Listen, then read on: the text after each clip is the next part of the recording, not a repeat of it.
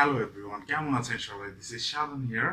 So আজকে আমরা নতুন একটি বিষয় শিখবো, সেটা হচ্ছে ইন্ট্রোডিউস ইয়োরসেলফ। মানে হচ্ছে কিভাবে আপনি নিজেকে অন্যের সাথে পরিচিত করাবেন বা অন্যের সাথে পরিচিত হবেন।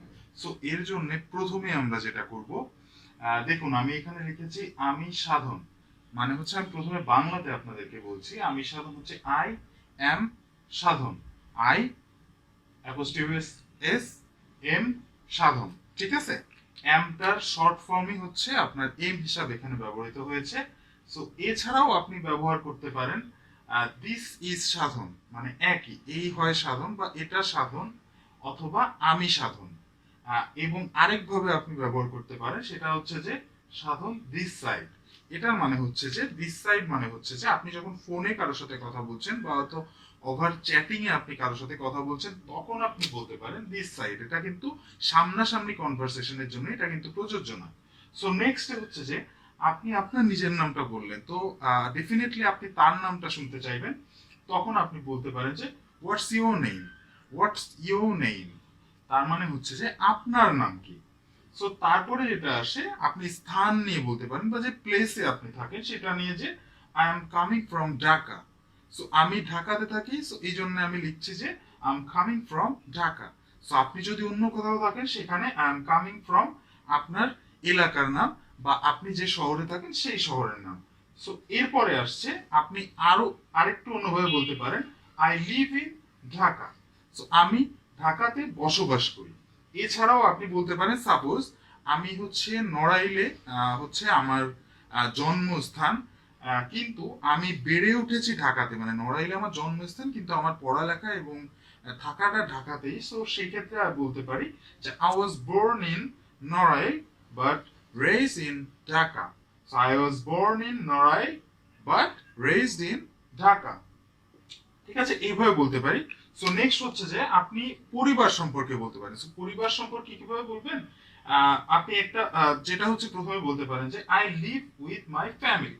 মানে হচ্ছে আমি আমার পরিবারের সাথে বসবাস করি। সো এখানে হয়তো আপনি বলতে চাইবেন যে আপনারা কতজন মিলে বা আপনার পরিবারে কতজন আছে। সো সেই ক্ষেত্রে আপনি বলতে পারেন যে I am from a family of 6। আমি হচ্ছে 6 জনের পরিবার থেকে বিলং করি। সো আমি এখানে বলছি যে I am from a family of 6।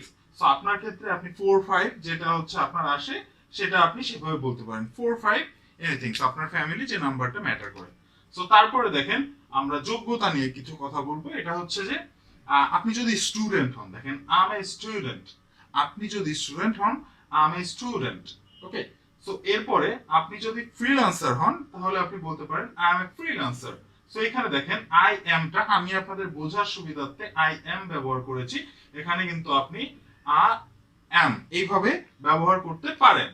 So তারপরে হচ্ছে যে আপনি লাস্টে আমি আরেকটা উদাহরণ দিয়েছি যে I M a service holder, মানে হচ্ছে আমি চাকরি করি। সো এরপরে হচ্ছে যে আপনার শখ বা আপনার হবি নিয়ে কথা বলবেন। সো এই ক্ষেত্রে আপনি বলতে পারেন এভাবে যে I am interested in travelling. যেমন আমি ট্রাভেলিং করতে পছন্দ করি। So that's why I insist here that I am interested in travelling. So এছাড়াও আপনি বলতে পারেন যে my hobby is reading books. My hobby is reading books. So এরপরে আপনি আরেকটা যে বিষয় নিয়ে কথা বলতে পারেন, সেটা হচ্ছে যে আপনার অপছন্দ কি। যেমন আমি লিখেছি I don't like swimming. So basically আমি পছন্দ করি, কিন্তু তারপরে জাস্ট আপনাদেরকে বোঝানোর জন্য I don't like swimming. So এই হচ্ছে আমরা প্রথম পার্টে দেখেন আমরা এই জিনিসগুলো কভার আপ করতে পারি নিজেকে ইন্ট্রোডিউস করার ক্ষেত্রে। সো এটা হচ্ছে যে আমরা পার্ট 1 বলতে পারেন। আমরা হচ্ছে যে এর পরের ভিডিওতে আমরা পার্ট 2, যেটা হচ্ছে যে আপনার আরো কিভাবে এর পরবর্তী ধাপগুলোতে কিভাবে কনভারসেশন আপনি বাড়াতে পারেন সেটা নিয়ে আলোচনা করব। তো সেই পর্যন্ত ভালো থাকবেন সবাই। ধন্যবাদ, আজকে এই পর্যন্তই।